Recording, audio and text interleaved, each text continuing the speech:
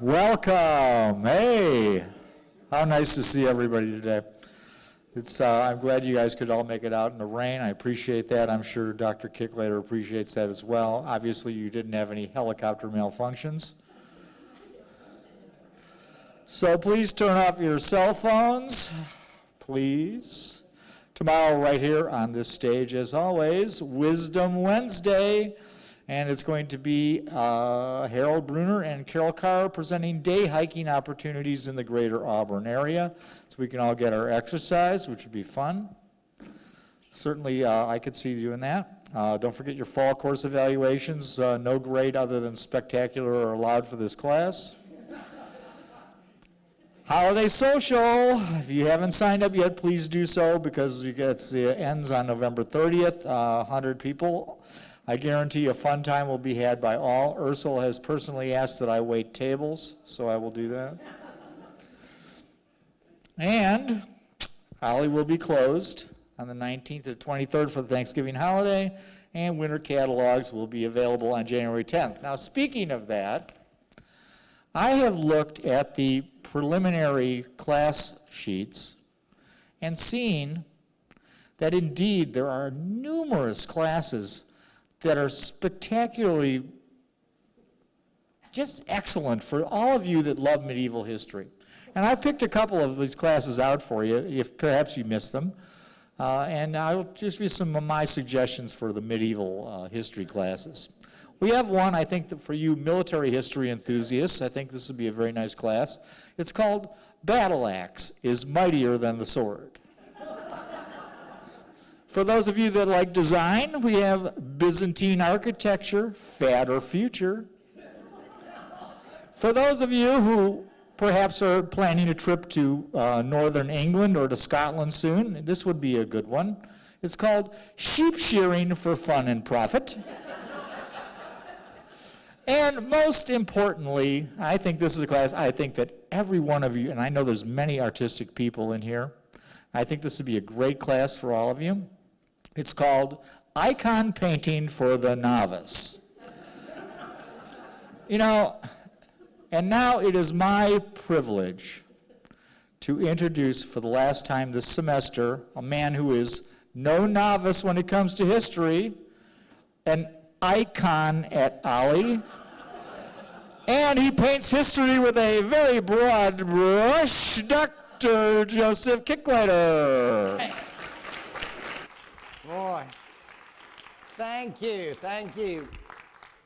And it is, sadly, our last day for 2018.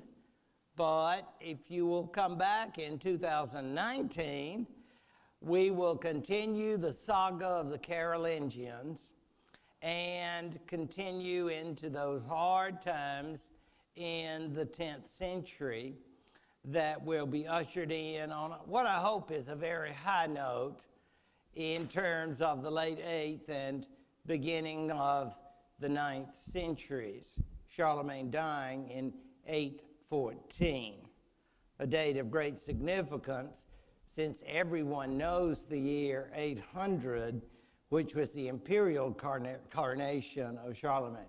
Just reminding for review purposes before the final, just so we learn all those 8th century dates.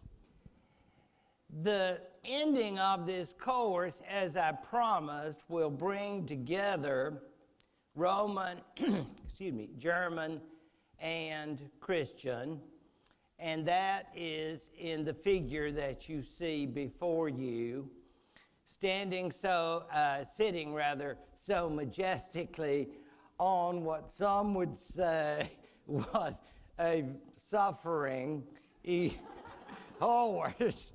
But however that may be, we hope that horse knew what a historic individual he got to contain.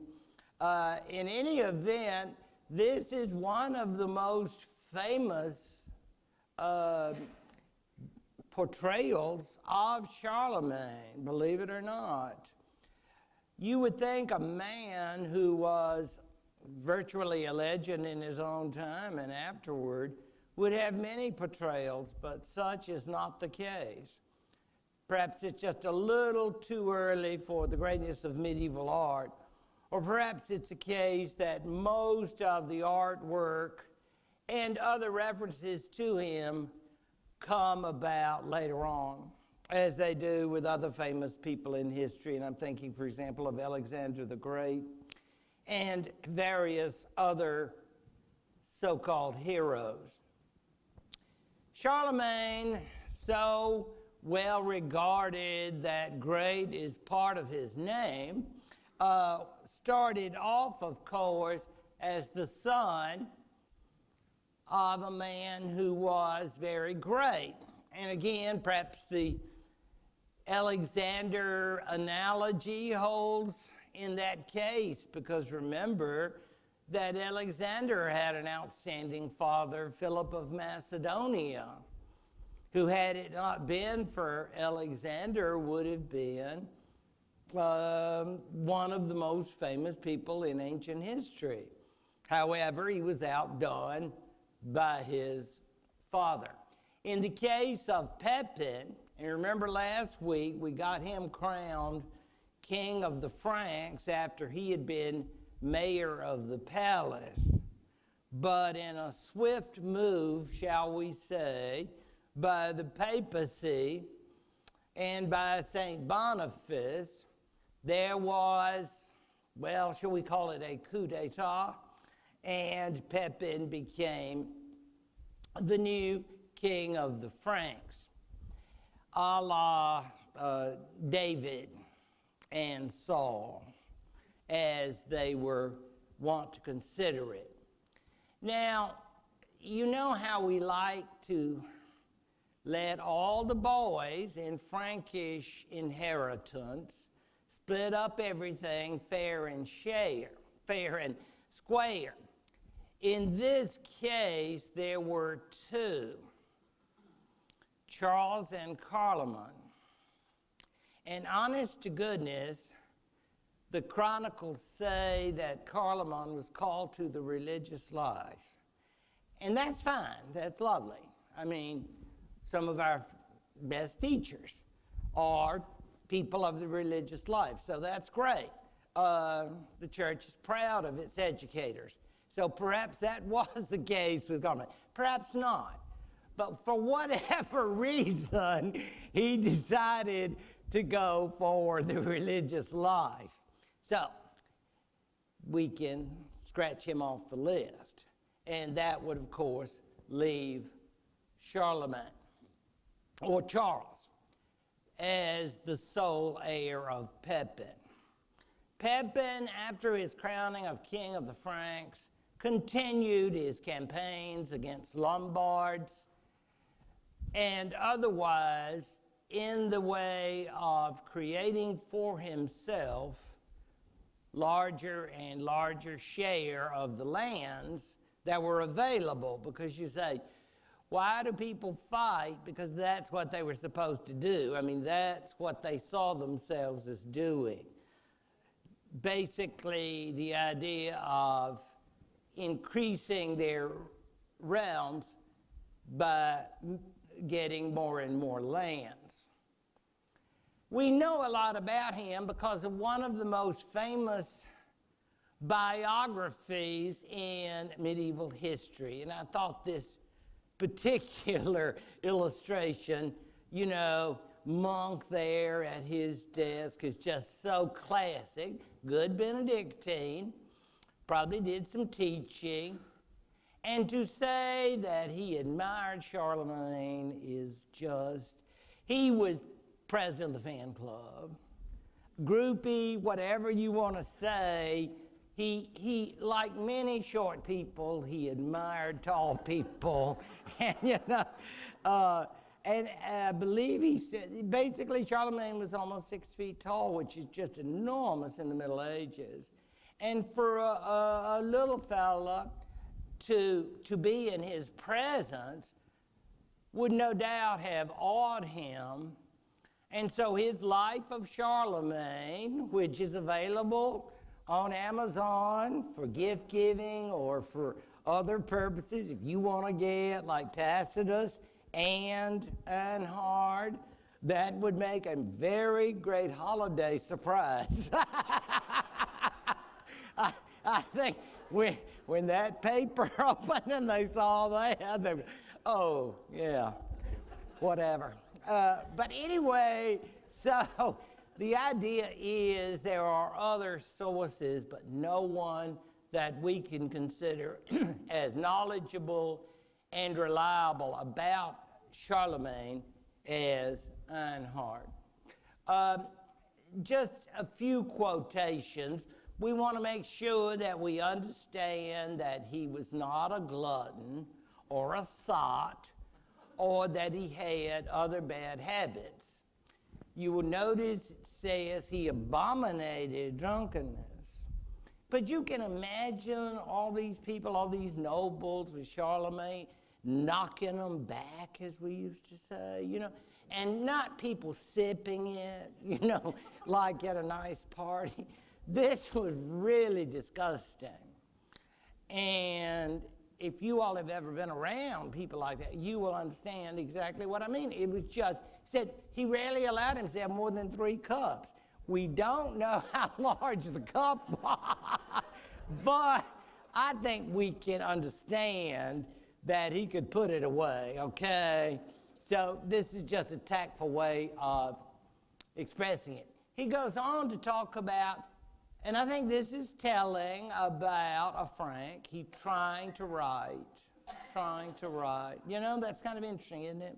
You would think a guy like that, who is still trying to become literate, but he did. Used to keep tablets and blankets in the bed under his pillow. However, as he did not begin his efforts until late in life, they met with ill success. Meaning, he didn't get a high grade in literacy. And I mean, he knew languages. I'm sure people read to him. It was said that he enjoyed, there's Carol, he enjoyed tales of bravery and knights. Well, you know, knights back, I guess, should have used a better term, in Roman times, classical. And you know what his favorite work was? St. Augustine's City of God. Yeah, right. I'm sure, you know, he'd had a survey of philosophy and had never gotten over it. No, I mean, that is, Einhard loved the man. That's just what I can say. He really, really loved him. But he did claim that that was, he just said, yeah, that's a great book. What do they say now? A good read or something of that. Isn't that what they say in the vernacular? Yeah, the message. But that just cracks me up. He cherished with the greatest fervor and devotion the principles of the Christian religion. A constant worshiper, as long as his health permitted, going morning and evening, after night, even after nightfall. And it goes on to say, even after nightfall, besides attending Mass, and he took care that all the services there should be conducted and administered with the utmost possible care. In other words, he was an aficionado of church services. And you may know people like that. You go to the Mass, and then afterwards you come up and say, Father, may I speak to you a minute? You know, I felt like that period right there, you might have stretched that out a little bit. In other words, these people, maybe they do an evaluation of the priest afterwards, I don't know.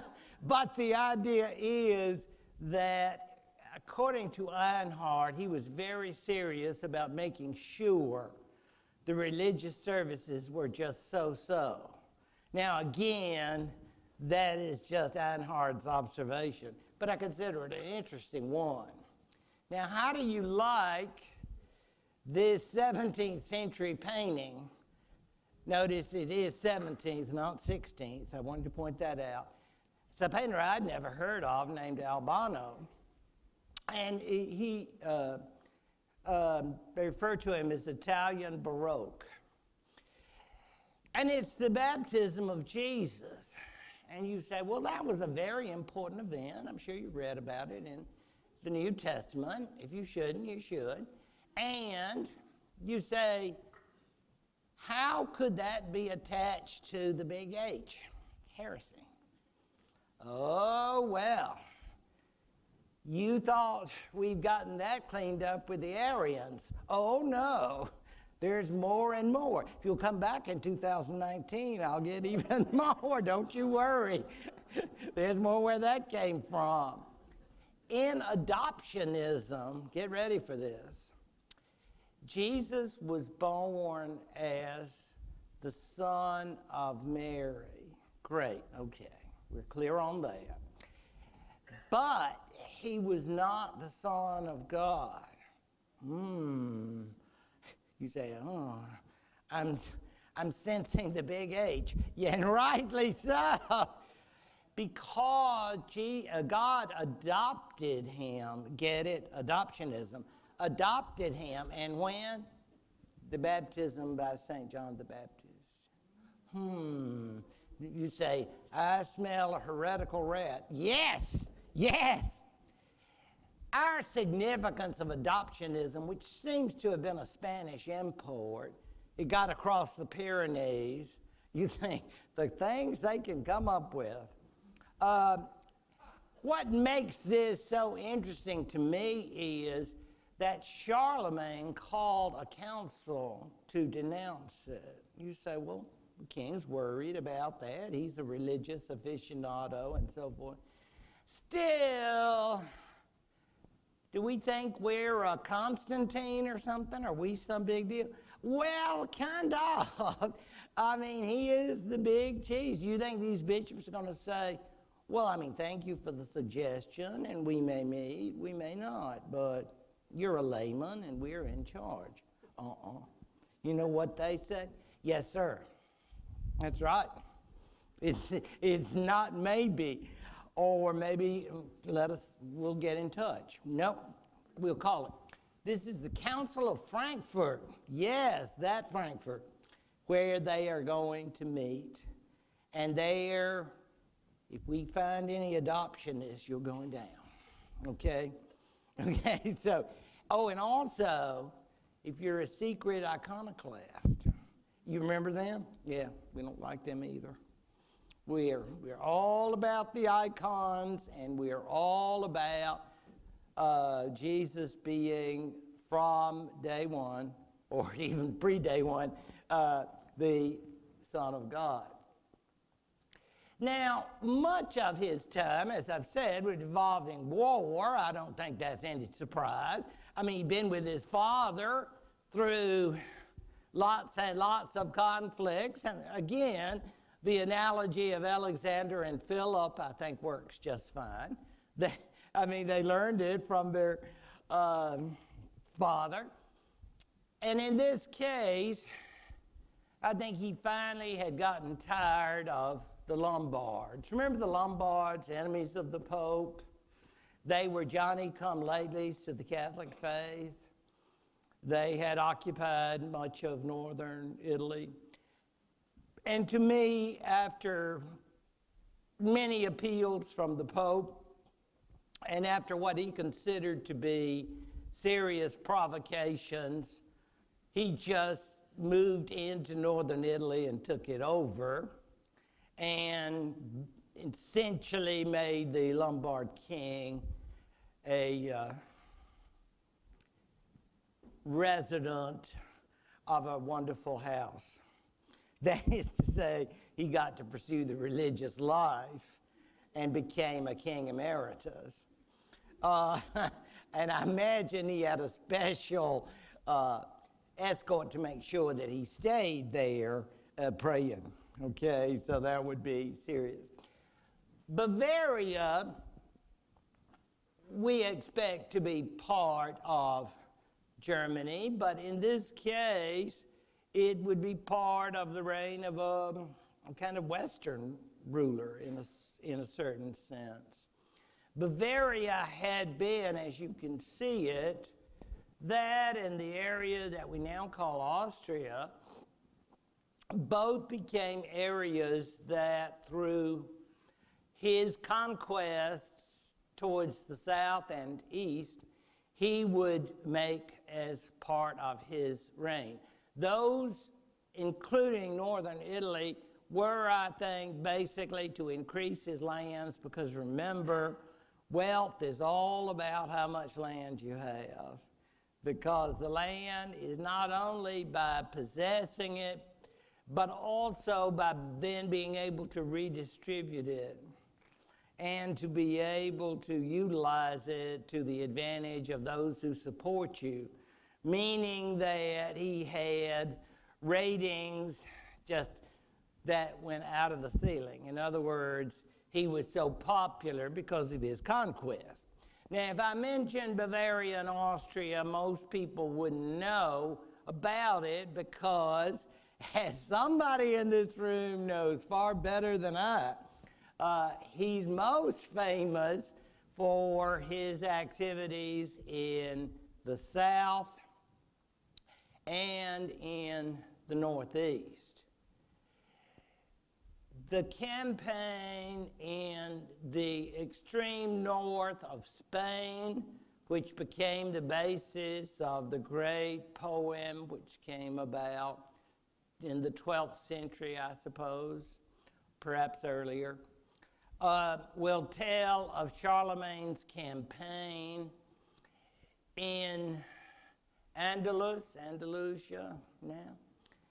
It is that area around Barcelona. I mentioned a lot of you all have been there. It is an area which was, I don't know if it still is, but was as much French as it is Spanish. Yeah, the Basques.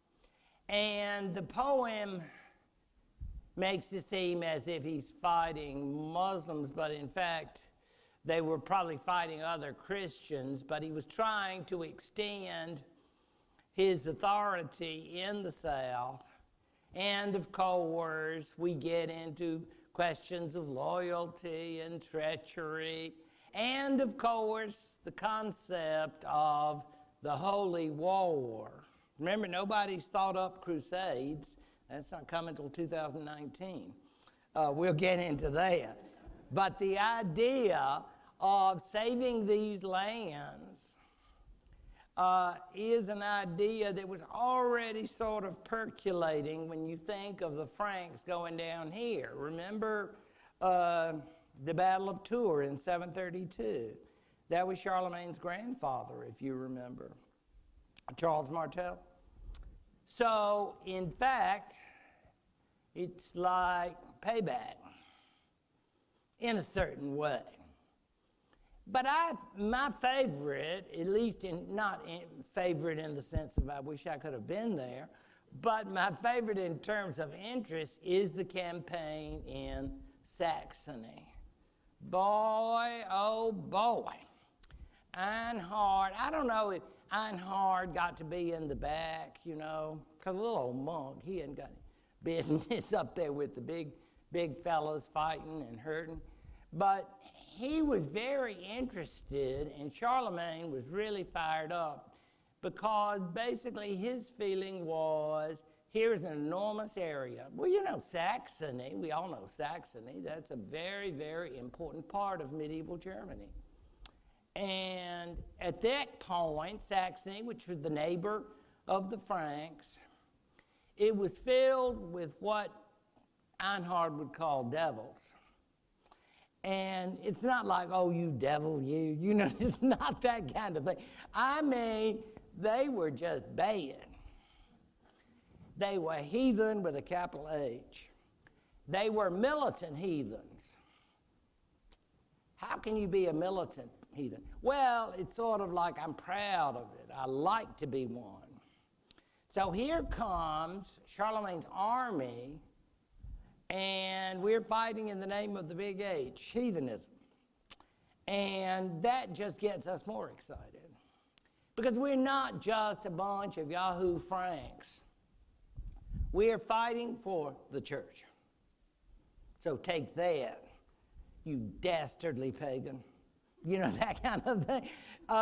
And so, he will go on and on about the campaigns of against the Saxons.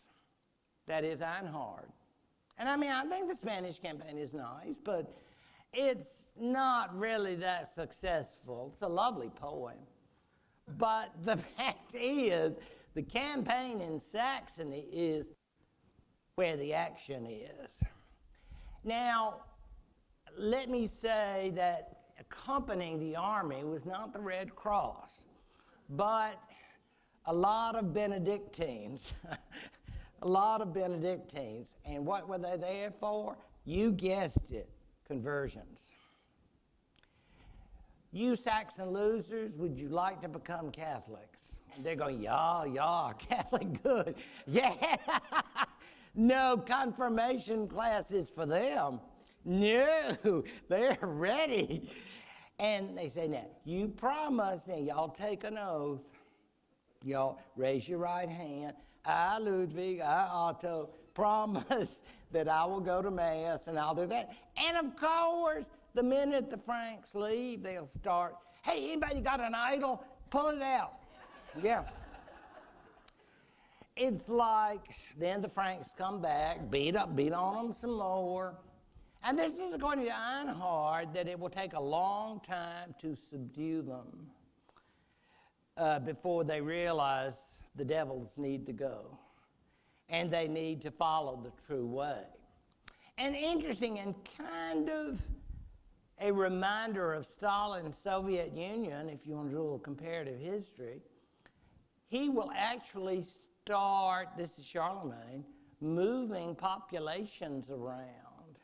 He's going to move some Franks into Saxony and Saxons into the Frankish area to try to get them mixed up and get them sort of like, hey, you look like, I'd like to meet you, you know, that kind of thing, Greta, or whatever, and say, yeah, I've been going to Catholic church a long time. You know, maybe you just got baptized last week, but, you know, Saxons, Franks. It's kind of interesting, though, to mix the populations. In all seriousness, it is very brutal, and it will go on for years and years. I mean, the man reigns until 814, so it's not like it's a brief time. But the conquest and control of Saxony, and I don't need to mention the who's who of Saxony. We all know Martin Luther being a major Saxon. So Saxony will actually become a major center of Christianity. But it's interesting the way that they had to be brought in, not just with a bit, you know, we would love for you to join. We'll leave some literature if you'd like to get in touch. We would come back to visit. No. There's a lot of pressure, but it does seem to have worked. But the conquest of Saxony will be very, very important in Carolingian history and in the history of France and Germany in the future. I did find this, I thought, some better illustration. Could notice the white lines. That will show you the expansion of Charlemagne's empire, Lombardy, Bavaria, and Saxony, all of that area, and then at least temporarily what we call the Spanish March, that area right around Barcelona. But the Umayyads, remember those caliphs down there? They will continue ruling for a while longer. And you know we're going to get to the Reconquista down there, but again, the idea of a sort of Catholic resurgence against Muslims, that's not yet prepared.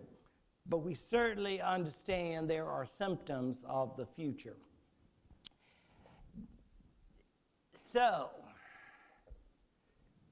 this is called sometimes, in a kind of cruelly, a poor man's Hagia Sophia, meaning, you know, Charlemagne had dreams of imperial rule. I'm not saying that he ever said it, but in the way he tried to design his headquarters, and he will get a capital at Aachen, and there he will develop, for example, this chapel, which is a far cry from Hagia Sophia, I think you'll admit, but it's the Franks in the 8th century. I mean, we're doing right well for what we've got, so don't knock it, okay? I mean, we're trying here. And I'm sure if you were an Einhard or someone else in his court, we'll talk about some of the others, this was masterful. And if you wouldn't have, but if you had said, compare that to something in Constantinople. I mean, that would be considered, as we say in this region, sassy. And you better keep your mouth shut. So, yeah, I think you would just ooh and ah and say, wow, that is just the prettiest chapel I've ever seen. You know, that kind of thing, because you know how it works. But this is a very interesting site in terms of what he had. And there at his court will begin what is politely called the Carolingian Renaissance. The term Renaissance, as overused as it is, I trust you will allow me, it came about during the 20th century with medieval scholars who were hurt, you know, bad feelings. You know, Renaissance people used to scorn them and make fun of them and said, we had Renaissances. And it was that kind of attitude. And so there was begun the Carolingian Renaissance. And you say, was it really a Renaissance? Well, sort of. Literally a rebirth of civilization. And that means, in a matter that makes a lot of people in this room happy, a resurgence of good Latin. Yes, when we think, I know, when you think Latin had been corrupted, the wrong kind of people were using it. And you know, remember some of the very, very difficult constructions, passive paraphrastics or something like that. And you think, wow, it just give me a chill when you talk about all those Latin constructions.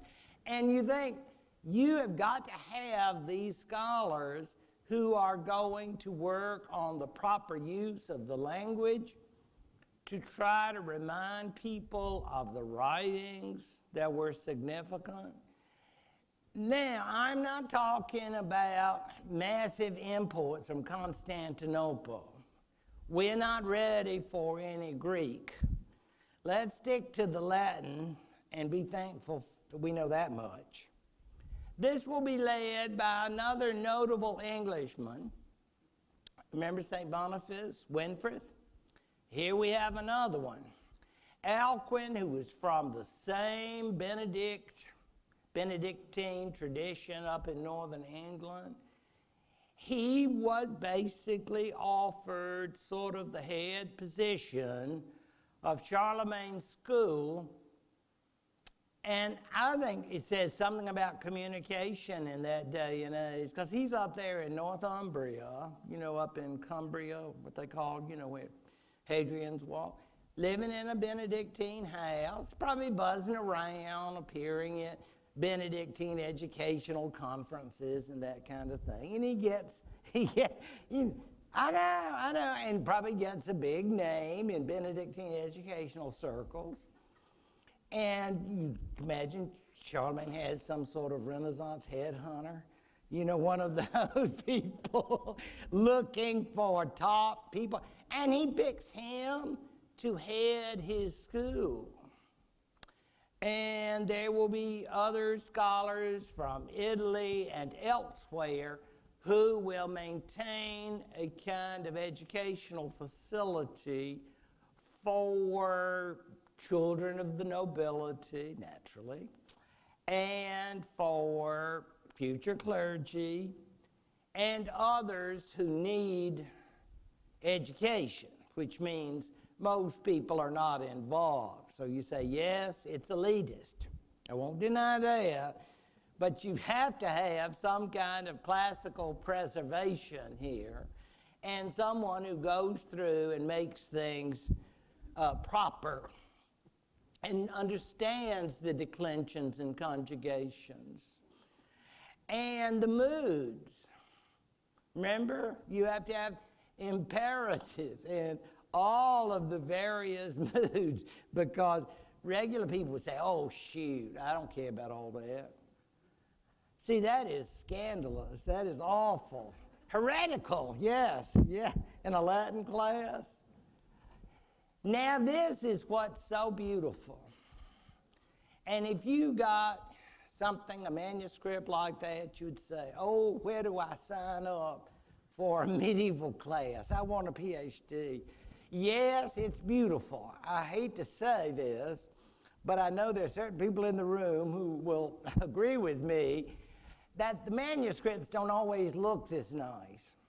But I'm just showing you one that was carefully written and done in a form that if you know your medieval Latin and you know medieval ways of abbreviation, you got it made.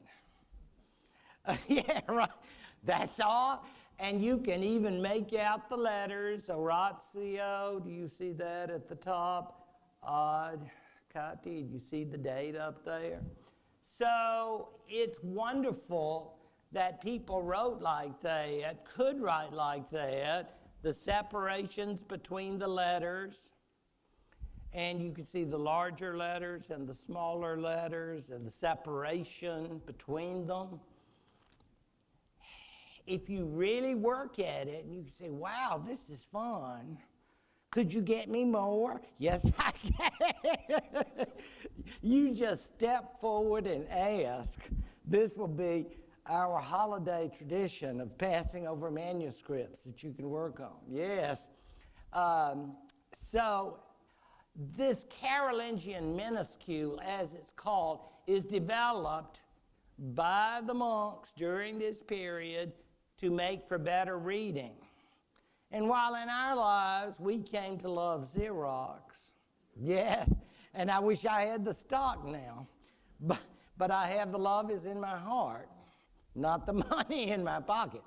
But this is their version of Xerox.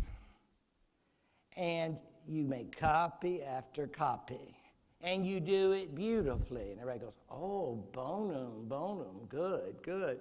The idea then being that many of those individuals in the Carolingian Renaissance are simply trying to make proper copies of what we would call the greatest hits, the essential works, including Charlemagne's favorite, the City of God. Yeah, man, I want my copy. You know, right there with Scripture. Got there right by the bedside. I can't quite write yet, but I love these theological works. They really help me sleep. When I stop dreaming about slaughtering Saxons, that's really what I want to think about. So anyway, so we have the Carolingian minuscule. Of necessity, his government will be of a very, very elemental nature. Basically, when he comes out with some sort of decree, with his council, and with all the great lords of the provinces around him, he will issue what's called a capitulary. You know, you have to have agreement and consensus. He can't just make, he's not some sort of despot from the East. he has to have consensus among the lords, including the bishops, because many of these will have to do with ecclesiastical church matters. And in addition, he will have to have consensus about the war. You know, if you're going to war, you're going to have to, you know, he doesn't have a standing army. He's going to have folks say, yeah, let's go get them, you know. Carol, yeah, Bellum, right? So we got to get consensus. Now, sometimes there are problems about local folks don't necessarily want to follow, because, you know, this is a lot of territory, and communications are not particularly strong. So he ordains a program of missi dominici, which basically means people who are sent out by the royal court. One layman, one clergyman. And they sort of like, they go out and they talk to the local bishop or the local head nobleman. Say, hi, we're here from Aachen. They say, yeah, what do you want? Well, we want to do some inspection. Some of y'all will remember being in organizations when representatives from the national would come and visit your chapter. And you would go, oh, God, they'll try to mess with stuff. Yes, I thought you would. And you will understand that sometimes the locals don't like this very much, including the monasteries and convents. They say, we've been running it this way, and then you people from such and such, you come here trying to interfere. But they are merely trying to carry out the orders of the Carolingian government. These missi, then, are very important, and they may be on their way to very high jobs in the church in some cases. You would consider them like little bureaucrats, but, you know, little bureaucrat one day and then highfalutin the next. You don't know. But the missi are, at least in a certain way, representing of the aspirations of having a centralized government with lots of power. They don't. But if they came in, just hypothetically came in, the missi, and came in some monastery and there was some misbehavior, you know, they could close it down, kick all the inmates out, kick all of the residents out and say, this is not acceptable. In other words, you have to deal with situations like nepotism. Yes. I mean, you don't know the kind of evil. Perhaps the abbot was a simoniac. Yeah. I mean, he had bought his office, or maybe his family had gotten it for him as a gift. We'd like to be abbot. Santa Claus can make you abbot of this particular house, you know, be a good boy. And, yeah, I mean, it's like these things are about the corruption that could develop in the church. So the missi are there to try to enforce the will of the Carolingian government. Oh, and then, Lord forbid, what if they found a bunch of closeted adoptionists? Yeah, yeah. They have to be stopped. Or somebody is critical of icons. Whatever it is, then, the missi become very, very important, while at the same time, you can understand the nature of the Carolingian world. They're certainly not going to be able to do a lot about it. Now here is this drawing.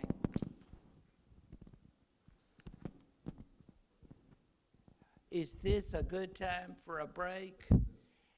I want you all to break. You know how much, your time is limited, so you can break for 4.5 minutes.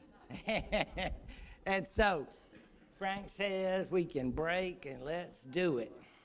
Now, I know we are thinking about Christmas of 2018, but I think a lot about Christmas of 800, okay? Because I just have that sickness, and so it's like I like to go back a bit. I don't think they had Christmases of the present, but December 25th was still a very important day in Catholic ritual. Therefore, it is interesting that if you happen to get together with a group of medievalists, having, at a lounge or something, and you hear somebody at another table calling out December 25th, 800, don't be surprised that at all the tables they'll start going, Coronation of Charlemagne. Yeah, because that everybody, all the gang will know. Okay, that's something that keeps us all together. December 25th, 800. Now, notice the illustration, if you can see it very well, because it appears all these ecclesiastical types are surprising him. It's a big shock. I just came to say I'm happy about the Lord's birth. And what are y'all doing back there? What's going on? Shucks. Well, anyway, that is the illustration we have here. And according to Einhard,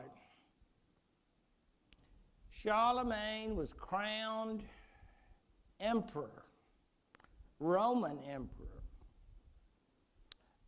by the Pope, who was Leo III, incidentally, totally by surprise. Leo had planned it. He got a group of Romans there. It's sort of like you're going to have a big surprise party for somebody, and the lights are off, and everybody jumps out. Surprise! And they all were going, Hail Caesar. And I don't know where they got the crown. We didn't have eBay back then. So, some way they had to come up with an imperial crown and basically, Hail Augustus, and so forth and so on. He's thinking, wow, it's been a long time since 476. Remember? So this is like, wow. Wow, you want me to be emperor? I'm just shocked. I thank you. I don't know what to say. Now you'll notice, please, and this is especially true for my fellow crossword puzzle doers. He was not Holy Roman Emperor. I don't care what they say. I don't care about what crossword person that you go to. I have my favorites too. He was not. He was merely called Roman Emperor. The term Holy Roman Emperor was 12th century. Yeah. Don't say that to anybody who designs crosswords. I don't want to hurt them. I just want it to be known. You'll know the truth. It's all part of your tuition. You're paying to find out these little fun facts. But basically, you see, in a sense, he was Holy Roman Emperor because he was emperor in the sense that the Pope had crowned him. You say, well, I don't believe any emperor had ever been crowned by a Pope before. Yes, you're right. But a king had been. Remember Daddy Pepin? And I'm sure the Pope's saying, well, if I can make a king, why can't I make an emperor? And then, of course, you ask yourselves, why? Why are we doing this? Well, believe me, there are reasons. Now, I thought I would bring you a 19th century version of the imperial coronation. You say, Somehow that doesn't seem believable. And you're right. That is definitely imaginary and very 19th century. Not even good art, but it's definitely, see, and the missus, she's there, and the kids are there, Junior and Sis. I mean, to bring the whole family, you just think, you have Polaroid there, it's like, this is quite a deal. And you'll notice there's something else that's a little different. Leo III is facing him as he's crowning him. Oops, for the surprise story, right? So we have different versions of this particular tale, whether or not Charlemagne knew about this.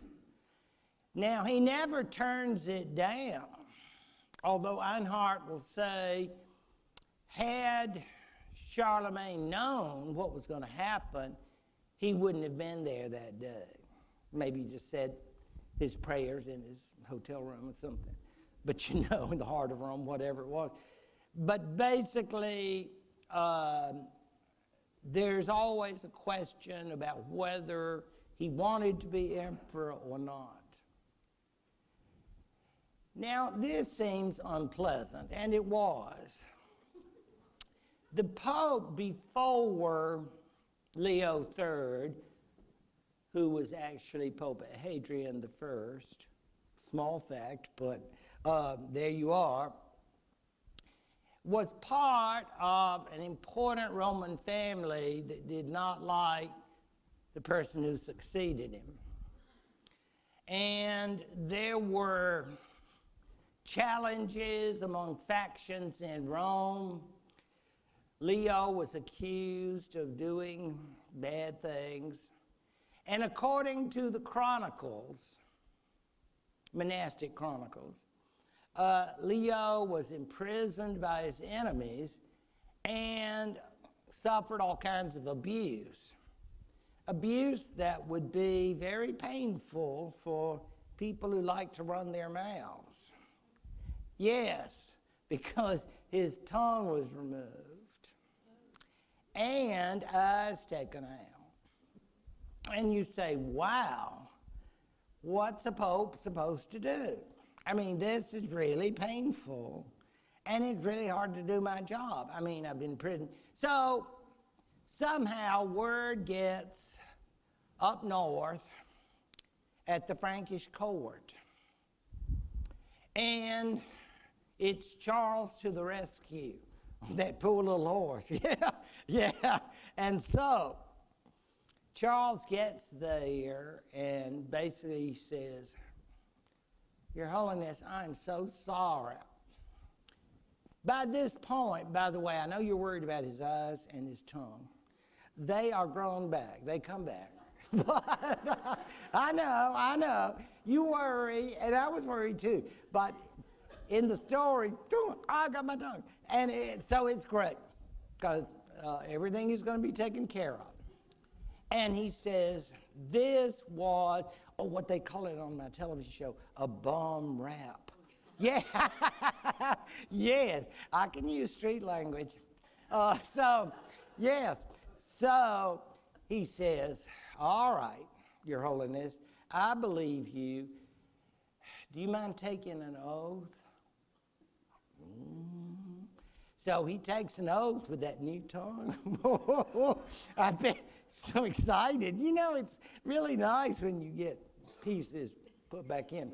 So, with his new tongue, he takes an oath. I, Pope Leo, promise I did not do any of those things I was accused of. And so, he's back in business. Charlemagne punishes those who abused him. Yep.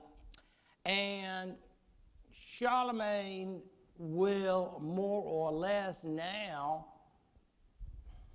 sort of feel like he's taking care of the man. But Pope Leo is not altogether comfortable, some say, with that arrangement. You might ask yourself, who's really in charge here? So the theory is that the Pope was already in the process of what we would call emancipation. You know, those Greeks have gotten under our nerves for a long time. They mess with the icons. And things have not gotten better, so could this be a way of saying, you're not the real emperor, I've got my emperor. He's this big Frank. He's near. And you know what? If some Lombard messes with me, he's there when I need him. And when I got in touch with you, did you help me? No. In other words, some people would say this is a way of getting a pope we can rely on. Not like those Greeks. Secondly, of course, when word reaches Constantinople, as of course it did, they're Byzantine representatives. Can you imagine that little message that's sent off in Greek and saying that blankety blank Frank is being called an emperor? Can you imagine the reaction? It's not good. It's not good at all. You know, everybody knows 1054 and the rupture of Eastern and Western churches. But in this case, we're far from that. This is just one more incident in the separation, because as long, oh gosh, up until December 24th, 800, there was one Roman emperor, and that was the person in Constantinople. As such, then, this creation of a new emperor seals the deal, one might say, on the rupture between the Byzantine emperor and the Western Pope. Oh, here's Einhard. He, the man, big man, bore very patiently with the jealousy which the emperor showed upon his assuming these titles. For they took this step very ill, and by dint of frequent embassies and letters in which he addressed them as brothers, I imagine they really, I can just imagine they'd get a letter. You dirty Frank, how dare you call me brother? I mean, it's like Napoleon III sitting down with Queen Victoria. You know, it's one of those things, it blows your mind. But, hey, you have to do these things sometimes. He made their haughtiness yield to his magnanimity. Yes, Einhard knew how to suck up, yeah, didn't he? He really did. A quality in which he was unquestionably their superior. In other words, he's just an all-around great guy, and they're losers. That, of course, is not unbiased on Einhard's part. But we know the attitude that the Byzantines are just no longer welcomed as the true emperors. Now, why wouldn't they be the true emperors? Well, we know that Charlemagne was a very ambitious person. He'd taken over the Lombards. I mean, he's practically breathing on the Pope, you know what I mean? His territories, he's gone so far south into Italy. And it's like, you know, you're so close, I feel like I can almost taste it. And the Pope writes me all these nice letters and says, you're my protector. I love me some Franks, you know, that kind of thing. It's like they're already, I mean, the cutting off of the tongue thing, that hurt, but literally and figuratively and literally. But it was more or less a situation in which that relationship might have been sealed. Maybe. But perhaps Charlemagne felt the Pope had gone too far. Just depends on how you want to read the sources. In any event, after Charlemagne, every future Roman emperor, that is to say, Charlemagne's son, Charlemagne's grandson, so forth and so on, will find the crowning by the Pope to be a sine qua non of being the true emperor. So you wouldn't have any, let's say, Lutheran or Calvinist emperors going around. You're going to have to be Catholic. And if you're not crowned by the Pope, it's sort of like you haven't finished up. It's not complete. Oh yeah, all these people can go, rah, rah, emperor, go big E, you know that. But that's not it. You gotta have the Pope. Now there was something interesting going on in, I don't know if I'd call it the romance department, but at that point there was an interesting situation in Constantinople. And for those of you who are interested in women's history and the history of women as rulers, Irene of Athens is an interesting case. She'd been married, of course, for political reasons, surprise, surprise. And her husband, who had been the emperor, was apparently an iconoclast. But unbeknownst to him, he'd married an iconodule. In other words, she was stashing icons. I know. Could you imagine if he found those? I don't know where they would go, down to Crimea for their honeymoon or something, and suddenly found a bunch of icons among her possessions. But whatever happened, after she had a son, the husband mysteriously died, and she had a little boy, and she said, I'll look after things, sonny. And of course, one of her first policies as regent will be, let them out. Love those icons.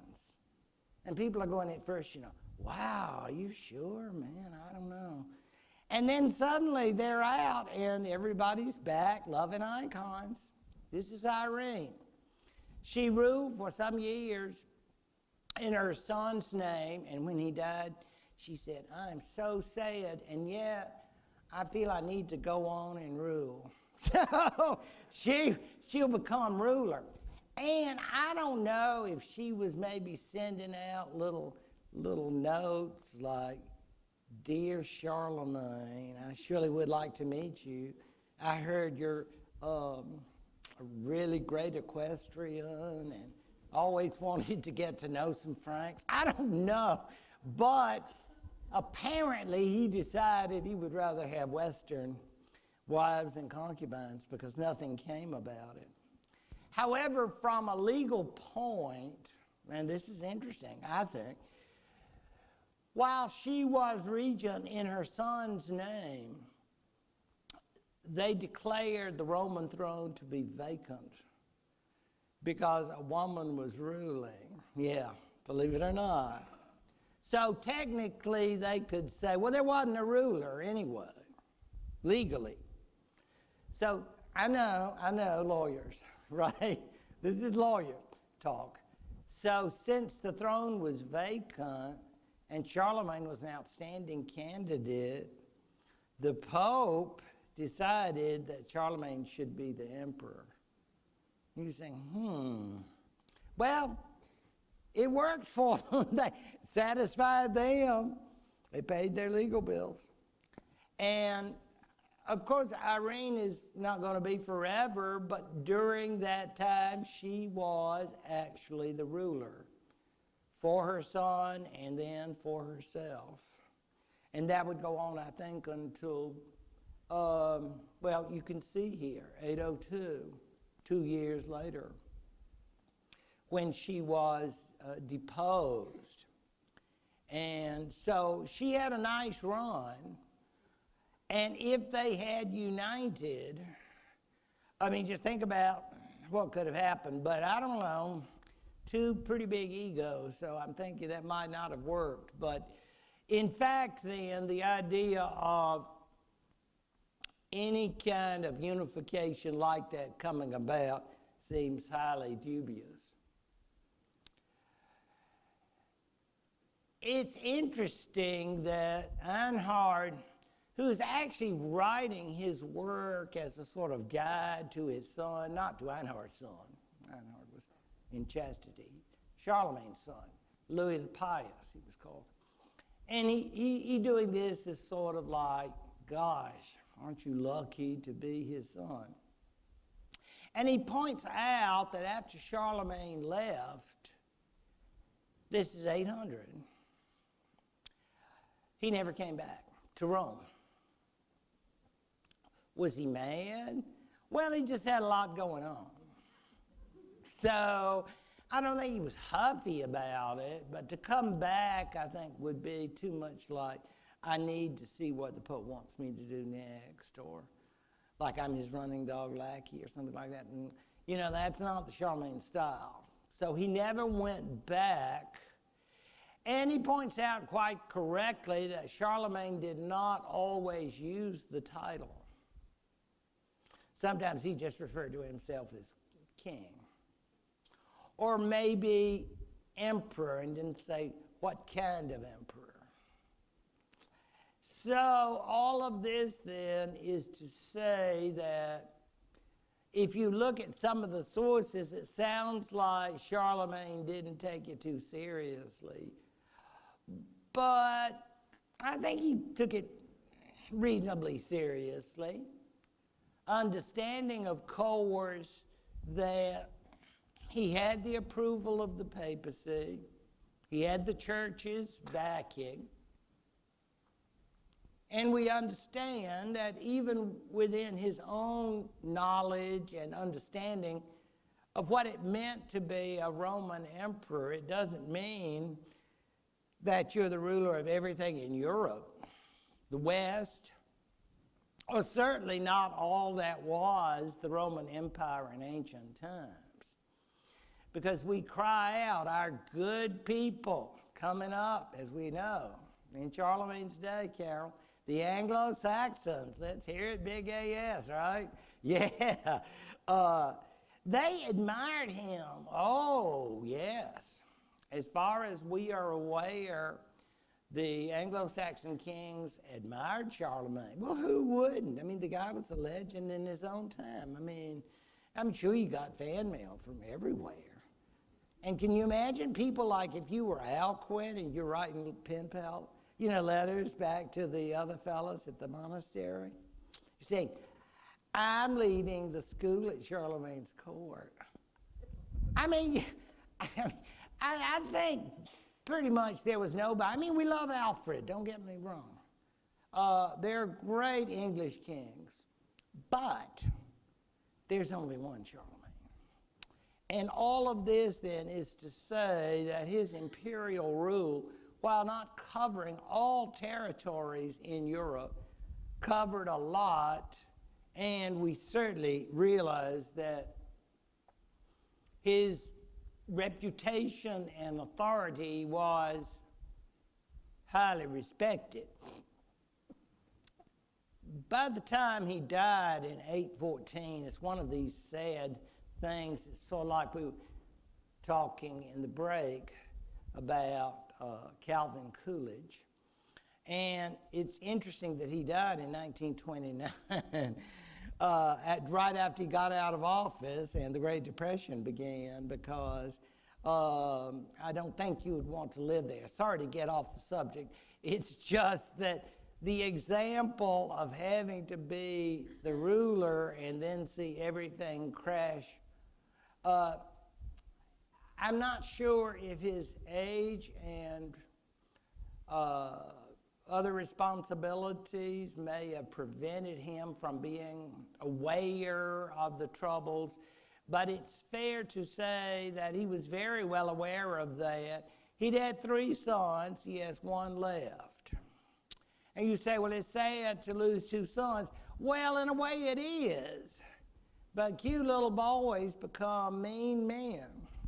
And the case of this is, and some of you have seen the Broadway musical, at least I saw it on Broadway, but you may have seen it elsewhere, Pippin, which was actually about one of Charlemagne's sons.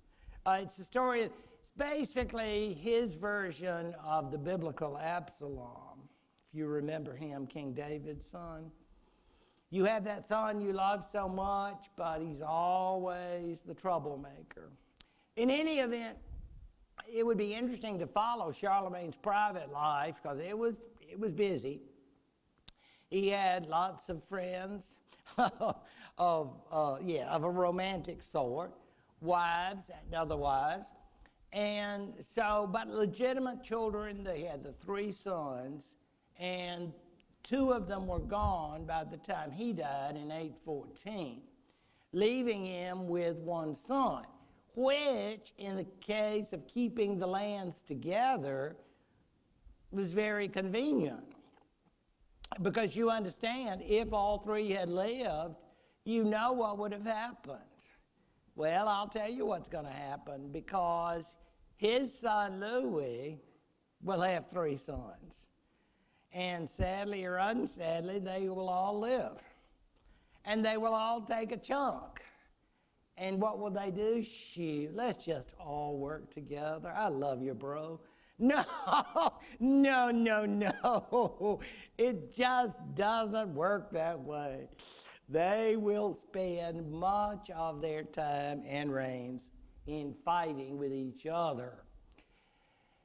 And so that will be Louis the Pious. And how did he become emperor? Because Daddy made me emperor. You say, but I thought that was the Pope. Well, you thought wrong. I don't know why Charlemagne did this. Was he trying to spite the Pope? Whatever, after Charlemagne died, but not until, Louis the Pious went to Rome and had himself recrowned. Sort of like, yeah, no offense to Dad or all, but yeah, he was a great guy, but I just want to make sure it took. Real McCoy, he said, yeah, you did the right thing, son. You really did. Yeah, you're a great kid, Louis. He's known as the Pious for reasons that are hard to understand. He had a very sad life. He will end up with three surviving sons, and each one, as I say, will take a portion of the great Carolingian holdings. They will then proceed to attack and fight each other. And you say, well, that was really unpleasant. See, two of them will just be like kings, number 2 and number 3. But number 1 gets to be emperor. And so, of course, they will both attack him. But if that isn't enough, who are those big blondes coming from up north? Yes, the Vikings. They have been planning to come for quite a spell, and this is the time they arrive on the scene. And you know what they describe about the Chronicles? I always love this. Fierce pagans. You say, well, that was sort of like Grandpa. Yes, everybody had their fierce pagan period, and we've all met those Benedictines and straightened out. So, but these fierce pagans, the Vikings, would start making their arrivals in the coasts of the empire, the coasts of the British Isles, and become a major factor in what had been the security of the Carolingian world for years to come. Again, this is not a situation that will be a happy one, but it will be a significant one in understanding that the Carolingian Empire, if we want to call it that, is a very fragile institution. And with only the least bit of encouragement, it will begin to fall apart. Oh, shoot, it's not just Vikings, as fierce as they are, along the coast. But you know who's coming from the east? Some people that we're all crazy about now. Some of you all may be descended from them. Hungarians, yes.